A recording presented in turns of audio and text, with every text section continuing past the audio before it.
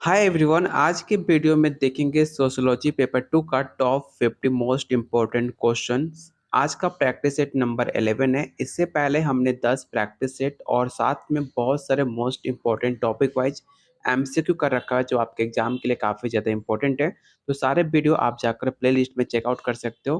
तो चलिए शुरू करते हैं आज का पहला क्वेश्चन। लेकिन उससे पहले अगर आप बीपीएससी स्टेट या झारखंड लेडीज सुपरवाइजर की तैयारी कर रहे हो तो आप लोग के लिए 15 प्रीवियस ईयर क्वेश्चन जैसे कि बीपीएससी स्टेट यूपी झारखंड सारे क्वेश्चन प्रीवियस ईयर क्वेश्चन मिल जाएंगे, जिससे आपको आइडिया मिल सके क्वेश्चन का लेवल क्या होता है, क्वेश्चन का पैटर्न क्या होता है एग्जाम में। साथ में आपको 10 प्रैक्टिस सेट मिलेगा जिससे आप अटेम्प्ट करके अपना स्कोर को जा सकते हो, कितना आप स्कोर कर पा रहे हो। साथ में मोस्ट इंपॉर्टेंट एनसीईआरटी क्लास 11-12 का चैप्टर वाइज क्वेश्चन आंसर और मोस्ट इंपॉर्टेंट टॉपिक वाइज ऐसे टॉपिक्स जो आपके एग्जाम में बार बार क्वेश्चन पूछे जाते हैं वो सारे टॉपिक से आपको एमसीक्यू मिल जाएगा। ये सब कुछ मिलेगा सिर्फ 300 में। साथ में आपको प्रॉपर गाइड भी किया जाएगा कि कैसे आपको अपने एग्जाम की तैयारी करनी है। कोई भी डाउट होता है आप मुझसे बात भी कर सकते हो। तो लेने के लिए आप मुझे इस नंबर पे व्हाट्सअप कर सकते हैं। तो चलिए शुरू करते हैं आज का पहला क्वेश्चन। आज एक और हम नया प्रीवियस ईयर क्वेश्चन कंप्लीट करने वाले हैं। इससे पहले अभी तक हमने 2 प्रीवियस ईयर क्वेश्चन कंप्लीट कर लिया है। तो आज का पहला क्वेश्चन है, किस समिति ने पंचायती राज के लिए 3 स्तरीय व्यवस्था की सलाह दी है। अभी तक हमने 2 प्रीवियस ईयर क्वेश्चन कंप्लीट किया और दोनों प्रीवियस ईयर क्वेश्चन में आपको ये क्वेश्चन देखने को मिलेगा। इसलिए मैं कहता हूँ कि जो मैं क्वेश्चन को बताऊं कि इस क्वेश्चन को आप विवेक क्वेश्चन टिक आउट कर लेना, तो उसे आप जरूर नोट डाउन कर लेना, क्योंकि हर एक सवाल आपके एग्जाम में बार बार रिपीट होता है। उसमें का क्वेश्चन है आपका क्वेश्चन नंबर 1। तो पहला ऑप्शन है बलवंत राय मेहता समिति, अशोक मेहता समिति, संगम समिति, या ऑप्शन डी है संसदीय समिति। तो क्वेश्चन 1 का राइट आंसर होगा ऑप्शन ए बलवंत राय मेहता समिति। कब हुआ था? तो 1957 में। ठीक है, इसको आप याद रखना। सेकंड क्वेश्चन है, मीट के लिए सामान्यकृत अन्य और महत्वपूर्ण अन्य किसके सृजनकर्ता माने जाते हैं? आई के, मी के, ईगो के, या ऑप्शन डी है सुपर ईगो। मी आई जो भी है, ईगो, सुपर ईगो और आपका कौन कौन किसने दिया था? तो याद रखिएगा, ईगो और सुपर ईगो आपके जो सिगमंड फ्राइड ने दिया था। ठीक है, सिगमंड फ्राइड कौन थे? तो एक मनोविश्लेषण माने जाते हैं जो कि आपके साइकोलॉजी के प्रतिपादन माने जाते हैं। ठीक है, तो क्वेश्चन नंबर 2 का जो राइट आंसर होगा ऑप्शन बी हो जाएगा, मी। ठीक है, मी आपका राइट आंसर होगा। क्वेश्चन नंबर 3 है, भारत के संविधान के किस धारा में व्यक्त किया गया है कि 14 वर्ष से नीचे की आयु का कोई भी बालक किसी फैक्ट्री या खान में काम नहीं करेगा और ना ही किसी खतरनाक रोजगार में नियुक्ति होगा? आर्टिकल कौन सा? आर्टिकल से रिलेटेड आपके एग्जाम में 1 से 2 सवाल हमेशा आपको देखने को मिलता है। तो याद रखिएगा आर्टिकल कौन सा है? आर्टिकल 24, आर्टिकल 25, या ऑप्शन सी है आर्टिकल 330 या आर्टिकल 335। तो याद रखिएगा आर्टिकल 24। ठीक है, आर्टिकल 24 आपका राइट आंसर होगा। और याद रखिएगा पिछले क्वेश्चन में आपसे पूछा गया था अनटचेबिलिटी को लेकर, छुआछूत को लेकर। तो छुआछूत को लेकर आर्टिकल कौन सा है? तो आर्टिकल 17। ये दोनों अभी तक बार बार आपके एग्जाम में रिपीट होते आ रहे हैं क्वेश्चन, इसलिए मैंने आपको बता दिया। इसे भी आप नोट डाउन करते रहना। क्वेश्चन नंबर 4 है, भारत में सामुदायिक विकास कार्यक्रम का अंतिम उद्देश्य क्या था? तो आपके पास 4 ऑप्शन है, चारों ऑप्शन को आप रेड कीजिए और बताइए क्वेश्चन 4 का राइट आंसर क्या हो सकता है।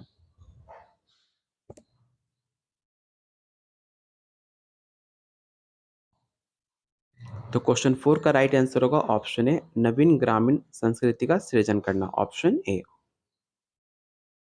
क्वेश्चन नंबर 5 है, निम्न में कौन सा एक समिति का विशेषता नहीं है?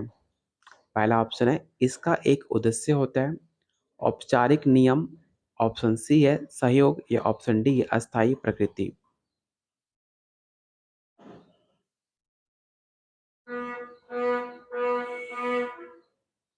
तो याद रखिएगा किसी भी समिति के 4 आपके अस्थायी सदस्य होते हैं। कौन कौन से? तो पहला आपका होता है, पहले इसका आंसर जान लो कि आंसर कौन सा नहीं होगा। तो इसका राइट आंसर होगा ऑप्शन डी अस्थायी प्रकृति। ठीक है, कौन कौन से इसके 4 प्रकार होते हैं? तो पहला आपका होता है व्यक्तियों का समूह, दूसरा होता है विशिष्ट उद्देश्य, तीसरा होता है पारस्परिक सहयोग, और चौथा होता है आपका औपचारिक नियम। इसका स्क्रीनशॉट आप जरूर रख लेना। चलते हैं क्वेश्चन नंबर 6 पे। आपको बताना है कि ग्रामीण समुदाय का तत्व निम्नलिखित में कौन सा नहीं है? पहला ऑप्शन है हम की भावना, ऑप्शन बी है सांस्कृतिक विविधता, ऑप्शन सी क्षेत्र या ऑप्शन डी है आत्मनिर्भरता।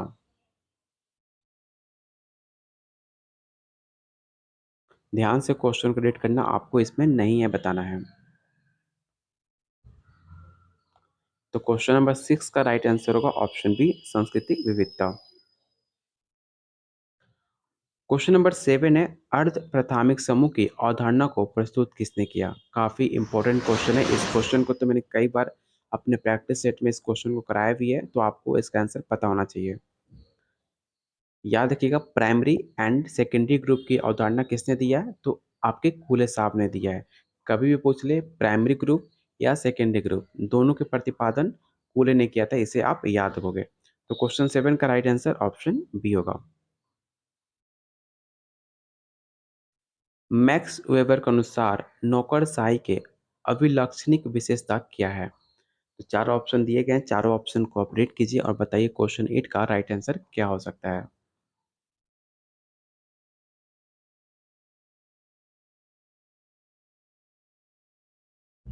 तो क्वेश्चन 8 का राइट आंसर होगा ऑप्शन बी, ये तार्किक विधिक सत्ता पर आधारित होता है, ऑप्शन बी।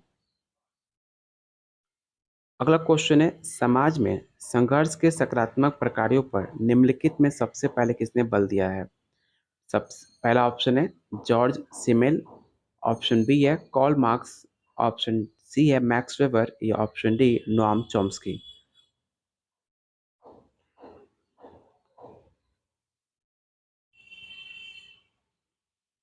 तो क्वेश्चन 9 का राइट आंसर होगा option A George Simmel. Noam Chomsky कौन है? तो नोम चॉम्स्की का नाम आपने सीटेट में या स्टेट में आपने देखा होगा, जो कहते हैं कि जो भाषा होती है वो जन्मजात होती है।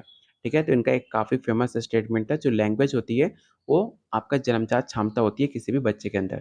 तो इसे भी आप याद रख सकते हो। क्वेश्चन नंबर 10 है, आपको बताना है कि संदर्भ समूह व्यवहार के मुख्य आधार का निर्माण किससे होता है? पहला ऑप्शन है ईर्ष्या से, तुलना से, तुलनात्मक अभाव बोध से या ऑप्शन डी उपरोक्त में से कोई नहीं।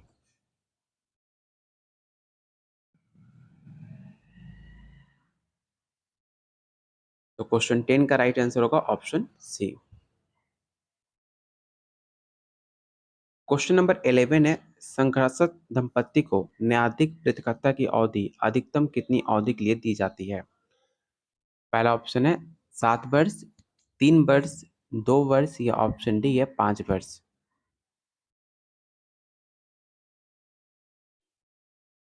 तो इसका राइट आंसर हो जाएगा ऑप्शन सी 2 वर्ष। इसको लेकर आप जब डिटेल में पढ़ोगे तो यहाँ पर लिखेगा कि संघर्ष दंपत्ति को न्यायिक प्रतिष्ठा की अवधि अधिकतम 2 वर्ष के लिए दी जाती है और इसका निर्धारण हिंदू विवाह अधिनियम 1955 की धारा 10 में किया गया है। ठीक है, तो इसे भी आप याद रखना। क्वेश्चन नंबर 12 है पिछड़ा वर्ग आयोग का अध्यक्ष कौन था जिसने अन्य पिछड़े वर्गों के लिए 27% आरक्षण का प्रस्ताव रखा? तो पहला ऑप्शन है काका कलेकर, ऑप्शन बी है बी आर आम्बेडकर या ऑप्शन सी बीपी मंडल या ऑप्शन डी है जगजीवन राम।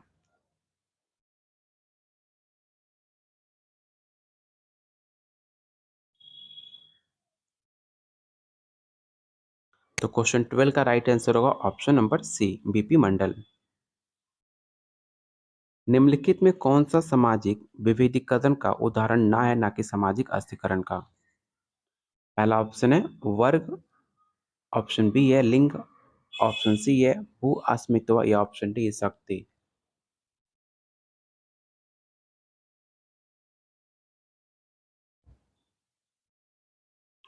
तो क्वेश्चन नंबर 13 का जो राइट आंसर होगा ऑप्शन बी हो जाएगा लिंग।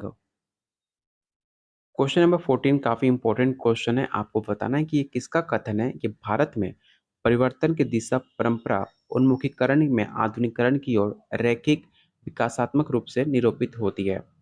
पहला ऑप्शन है M N Srinivas, option B है ए सी दुबे या ऑप्शन सी मिल्टन सिंगर या ऑप्शन डी है जोगिंदर सिंह।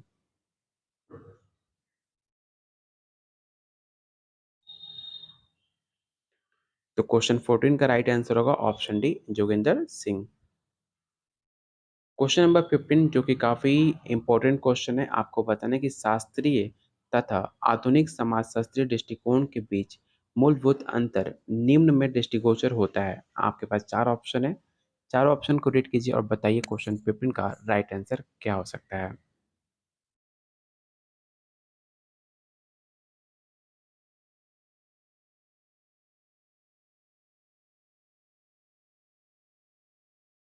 तो क्वेश्चन नंबर 15 का राइट आंसर होगा ऑप्शन ए, समष्टि में बेसिस सैद्धांतिक दृष्टिकोण तथा निःशब्द स्थानांतरण। तो ऑप्शन इसका ए राइट आंसर होगा।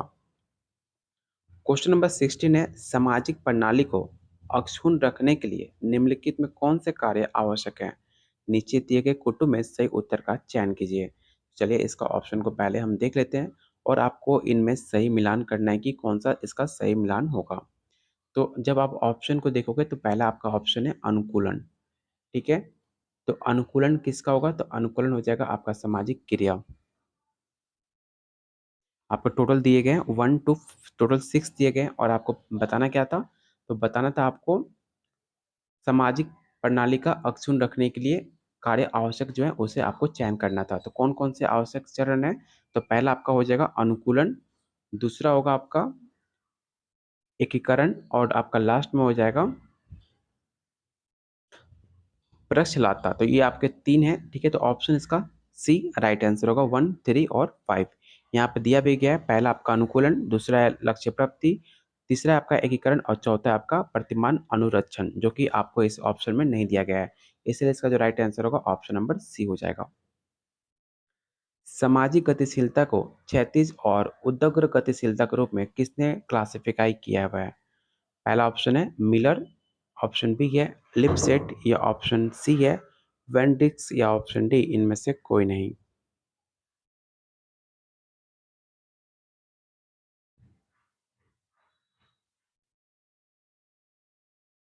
तो क्वेश्चन 17 का राइट आंसर होगा ऑप्शन डी इनमें से कोई नहीं।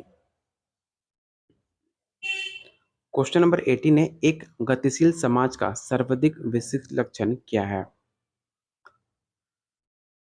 तो याद रखिएगा क्वेश्चन 18 का जो राइट आंसर होगा ऑप्शन नंबर सी हो जाएगा। अगला क्वेश्चन काफ़ी आसान है क्योंकि ऑलरेडी हमने जजमानी पे 2 क्वेश्चन कंप्लीट किया है, तो हर बार आपके प्रीवियस ईयर क्वेश्चन में जजमानी व्यवस्था से एक क्वेश्चन आपके एग्जाम में पूछा ही जाता है। तो आपको बताना है कि भारत में जजमानी व्यवस्था क्या व्यक्त करता है? पहला ऑप्शन है वस्तु एवं सेवाएं का आदान-प्रदान, ऑप्शन बी है अंतरजातिगत संबंध, ऑप्शन सी है पवित्रता और अपवित्रता की अभिव्यक्ति या ऑप्शन डी उपरोक्त में से कोई नहीं।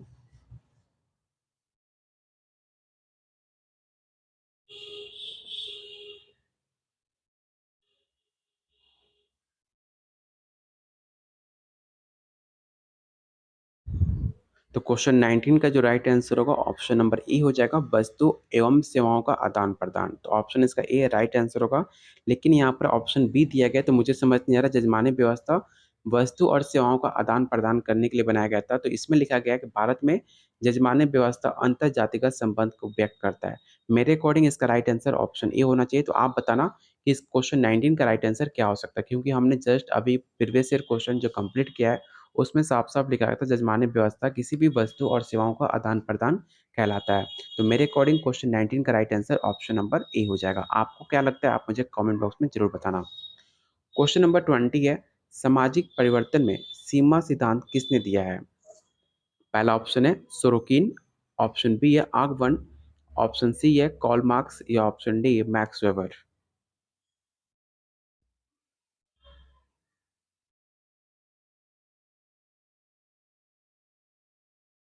तो क्वेश्चन नंबर 20 का जो राइट आंसर होगा ऑप्शन नंबर ए हो जाएगा सोरोकिन। अगला क्वेश्चन है निम्नलिखित में कौन समाजीकरण का एजेंसी नहीं है? तो एजेंसी कितनी होती है? 3 तरह की होती है, प्राइमरी, सेकेंडरी और टर्टियरी। ठीक है, 3 भागों में इसे बाँटा गया है। तो पहला परिवार जो है आपका प्राइमरी में आ जाएगा, स्कूल आपका सेकेंडरी में आ जाएगा, मीडिया आपका सेकेंडरी में आएगा और जो समूह है, बियर ग्रुप है, ये भी आपका सेकेंडरी में आएगा। तो ये चारों ऑप्शन आपके समाजीकरण के एजेंसी के हिस्से हैं, लेकिन आपसे क्वेश्चन में पूछा गया नहीं है। तो मेरे अकॉर्डिंग क्वेश्चन 21 का चारों ऑप्शन आपके समाजीकरण के एजेंसी माने जाते हैं। तो इसका जो यहाँ पर देखेंगे कि प्रश्नगत विकल्प सही नहीं होने के कारण आयोग ने इस क्वेश्चन को मूल्यांकन से बाहर कर दिया था। मतलब इस क्वेश्चन को कंसीडर ही नहीं किया गया था आपके मूल्यांकन में। तो क्वेश्चन 21 आपका क्वेश्चन तो सही है लेकिन ऑप्शन आपके गलत हैं, इसलिए क्वेश्चन 21 को हम स्किप कर देंगे। क्वेश्चन नंबर 22 है, सामाजिक अस्थिकरण सिद्धांत का कार्यात्मक सिद्धांत के रूप में किसे जाना जाता है?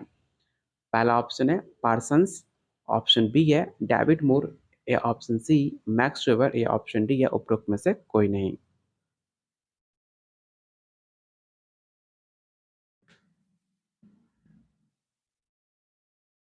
तो क्वेश्चन नंबर 22 का जो राइट आंसर होगा ऑप्शन बी हो जाएगा डेविस मूर। अगला क्वेश्चन है, कुछ पश्चिमी देशों में अप्रवासियों के सांस्कृतिक अधिकारों को मान्यता देना निम्नलिखित में किसका अच्छा उदाहरण है?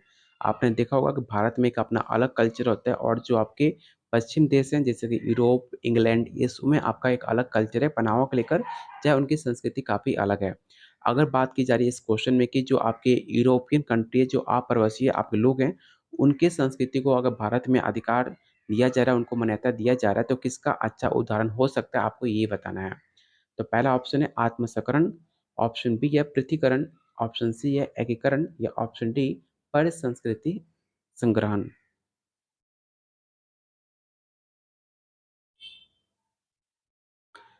तो क्वेश्चन नंबर 23 का जो राइट आंसर होगा ऑप्शन सी होगा एकीकरण। जब आप्रवासी जो भारत के बाहर के लोग हैं, अगर वो भारत में आकर बसते हैं और उनकी संस्कृति को मान्यता दिया जाए, तो उसे हम कहते हैं एकीकरण। इसे आप ज़रूर याद रखना, आपके एग्जाम के लिए काफ़ी ज़्यादा इंपॉर्टेंट है।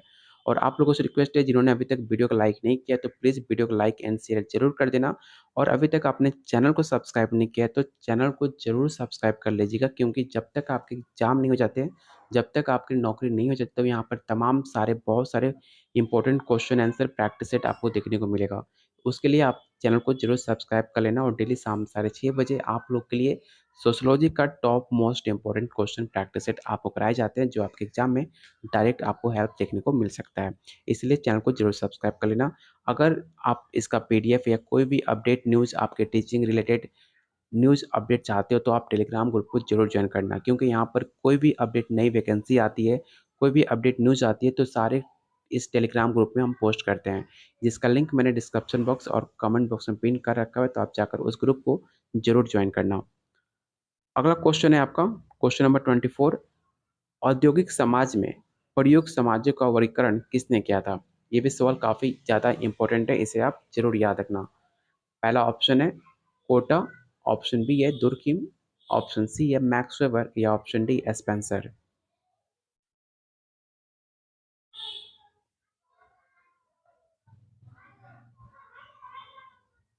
तो याद रखिएगा, औद्योगिक समाज को क्लासिफिकेशन स्पेंसर ने किया था, ठीक है। तो ऑप्शन इसका डी राइट आंसर हो जाएगा। कौन दो भागों में इसे बांटा था, इसे भी याद रखिएगा।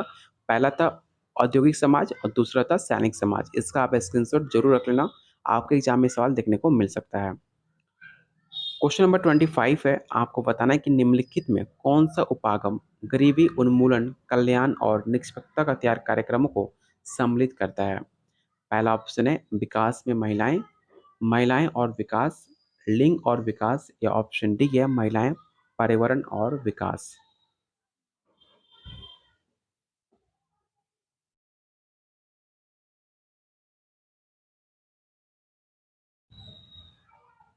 तो क्वेश्चन 25 का जो राइट आंसर होगा ऑप्शन नंबर ए हो जाएगा, विकास में महिलाएं।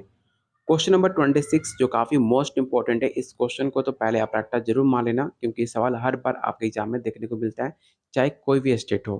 क्वेश्चन पूछा जा रहा है कि class conflict and industrial society नामक पुस्तक किसके द्वारा लिखी गई है?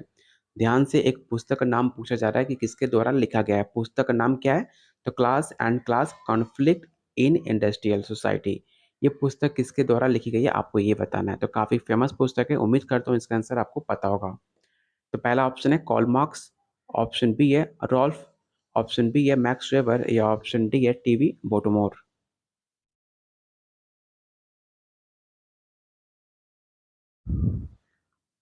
तो क्वेश्चन नंबर 26 का जो राइट आंसर होगा ऑप्शन आपका बी हो जाएगा।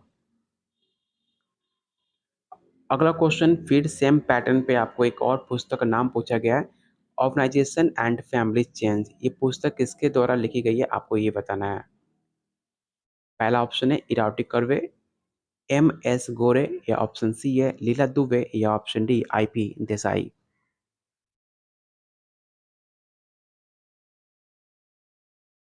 तो क्वेश्चन नंबर 27 का जो राइट आंसर होगा ऑप्शन बी हो जाएगा, M R Desai, M R Gore. ठीक है, ऑप्शन बी एम आर गोरे इसका राइट आंसर होगा। इनकी कुछ और प्रमुख कृतियां हैं, जैसे कि problem of rural change, Indian youth, social work and social work education. इनकी तीन प्रमुख कृतियां, इसे भी आप याद रख सकते हो, आपके आने वाले एग्जाम में ये क्वेश्चन देखने को मिल सकता है। क्वेश्चन नंबर 28 है, समाजशास्त्रीय दृष्टिकोण प्राथमिक रूप से क्या करने की चेष्टा से संबंधित है। आपके पास चार ऑप्शन है, चारों ऑप्शन को ध्यान से रीड कीजिए और बताइए क्वेश्चन 28 का राइट आंसर क्या हो सकता है।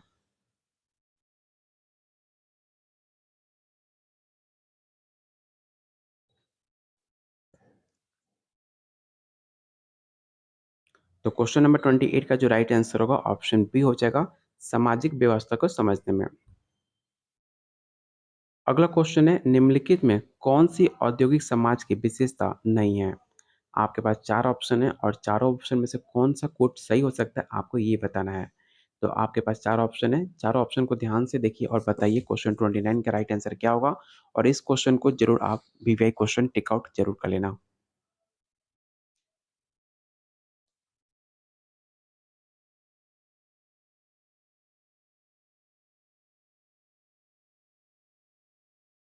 तो क्वेश्चन 29 का जो राइट आंसर होगा ऑप्शन नंबर सी होगा। ठीक है, इसे आप याद रखना, ऑप्शन सी इसका राइट आंसर होगा। अगला क्वेश्चन है, निम्नलिखित कथनों में उपयुक्त संयोजन का चयन कीजिए जो घटना शास्त्र को स्पष्ट करता है। ये भी सवाल आपके एग्जाम में कई बार पूछा भी गया है, तो आप इस क्वेश्चन को कंसिडर कर सकते हो। और ये क्वेश्चन थोड़ा सा आप पहले ऑप्शन को रीड कर लो और उसके बाद आपको सही कोड का चयन करना है। तो आपके पास चार ऑप्शन है, चारों ऑप्शन को रीड कीजिए और बताइए कि इसका कौन सा ऑप्शन आपका राइट आंसर हो सकता है।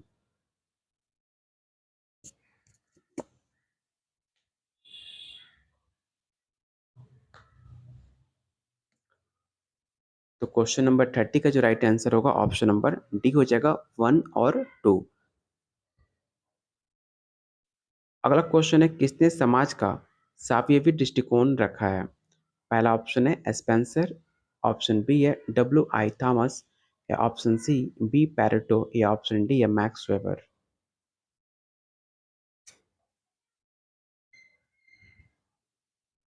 तो क्वेश्चन 31 का राइट आंसर होगा ऑप्शन नंबर ए स्पेंसर। अगला क्वेश्चन आपको बताना है कि कृषि सामाजिक संरचना की विशेषताएं निम्नलिखित में क्या हैं। तो पहला ऑप्शन है भूस्वामी तथा भूमिहीन मजमूदार मजदूर। ठीक है, सेकंड ऑप्शन है आपका भूस्वामी तथा व्यापारी, ऑप्शन सी है किसान तथा ग्रामीण साहूकार, या ऑप्शन डी किसान तथा फसल साझेदार। तो इसमें आपको कोड का सही प्रयोग करते हुए इसका राइट आंसर चुनना है। तो याद रखिएगा, इसका जो राइट आंसर होगा 1, 3 और 4 हो जाएगा। इसके अकॉर्डिंग इसका राइट आंसर होगा ऑप्शन नंबर सी। तो आज के वीडियो में टोटल आपके 32 क्वेश्चन थे। उम्मीद करता हूँ ये सारे क्वेश्चन काफ़ी इंपॉर्टेंट है आपके एग्जाम के लिए। तो उम्मीद करता हूँ वीडियो आपको पसंद आई होगी। तो अभी तक जिन्होंने वीडियो को लाइक नहीं किया है, तो सबसे पहले आप वीडियो को लाइक करके जाना, क्योंकि वीडियो कम से कम 500 से 700 लोग देखते हो, लेकिन वीडियो पे सिर्फ लाइक 50 से 70 लोग करते हो। तो आप लोगों से रिक्वेस्ट रहेगा, कम से कम जितने लोग वीडियो देख रहे हो, कम से कम आप वीडियो को लाइक करो। अगर आपके एजुकेशन में, आपके स्टडी में 1% भी हेल्प होती है, तो प्लीज़ वीडियो को लाइक करके ही जाना। और अगले वीडियो में हम देखेंगे और टॉप 45 क्वेश्चन जो काफ़ी इंपॉर्टेंट हो गए आपके एग्जाम के लिए। अगर आप इसका पेड नोट्स लेना चाहते हो, तो आप लोग के लिए 15 previous year question, 10 practice set और साथ में मोस्ट इंपॉर्टेंट एनसीईआरटी क्लास 11-12 का चैप्टर वाइज क्वेश्चन आंसर, और ऐसे टॉपिक्स जो बार बार आपके एग्जाम में पूछे जाते हैं, उस सारे टॉपिक से आपके मोस्ट इंपॉर्टेंट एमसीक्यू दिया जा रहा है। साथ में आपको प्रॉपर गाइड भी किया जाएगा कि कैसे आपके एग्जाम की तैयारी करनी है। कोई भी डाउट होता है आप मुझसे बात कर सकते हो। लेने के लिए आप मुझे इस नंबर पे व्हाट्सएप कर सकते हैं, बाकी डिटेल्स आपको यहाँ पर शेयर कर दिया जाएगा। ये सब कुछ मिलेगा सिर्फ 300 में, जो आपके पॉकेट मनी से डेली का भी खर्चे से काफ़ी कम रेट में दिया जा रहा है। तो मिलते हैं बहुत जल्द अगले वीडियो में, तब तक के लिए कीप वॉचिंग, कीप शेयरिंग।